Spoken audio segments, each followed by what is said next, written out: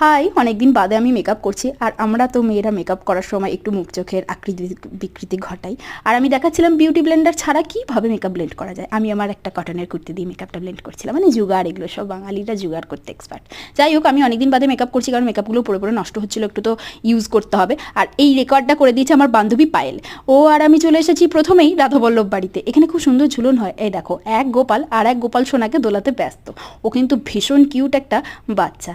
আমার বান্ধবী যেই দোলানো বন্ধ করে দড়িটা নামিয়েছে, ও কখন এসে টুকুস করে দড়িটা নিয়ে ওকে দোলাতে শুরু করে দিয়েছে না। আমাদের এত ভালো লাগছিল ওকে যে কত আমরা আদর করেছি আর কত ওর ফটো ভিডিও তুলেছি, মানে অবশ্য ও খুশি হচ্ছিল। আর দেখো, আমি দড়িটা ছেড়ে দিলাম, ও আবার কিন্তু দোলাতে শুরু করে দিল। দেখে মনে হচ্ছে ওই ওই গোপাল ঠাকুর, ওকে অনেক আদর করেছি।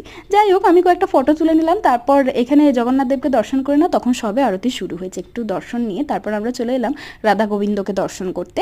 এখানে দর্শন নিয়েই আমরা তোমাদের জন্য ভিডিও করে বেরিয়ে পড়লাম মন্দির থেকে। তারপর আমরা রাধাবল্লভ বাড়ির একদম সামনেই রাজ স্কুলের অপোজিটেই রয়েছে, রাজ স্কুলের পাশেই রয়েছে রাখালবাড়ি। রাখালবাড়িতেই এই মন্দিরটা। চলে এসেছি এখানে ঝুলন দেখতে।